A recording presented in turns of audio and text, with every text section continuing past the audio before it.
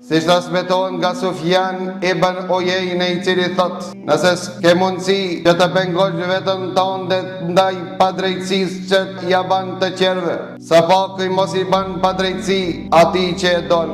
Dhe kur e pyetën Sufjanin dhe i than: a ka mundësi që njeriu t'i ban padrejtësi zullum atij që e don? Tha: s'ka, se në sipërfaqen e tokës që njeriu e don më shumë se veten e tij. Atë Allahu Azza wa Jall tha, ka thonë Kurani Kerim: wala taqtulu anfusakum inna Allaha kana bikum rahima. Mos e mbitni veten tuaj me duart e juaja, nga se Allahu Azza wa Jall ndaj jush është i mëshirshëm. Tha: e din si e mbit njeriu veten e tij? Tha: duke i bën makat dhe gjuna Allahut Azza wa Jall. Pra vëllezër të ndershëm, Allahu betohet madhrinë e tij dhe thot: fa rabbika lanas'alannahum ajma'in amma kanu ya'malun.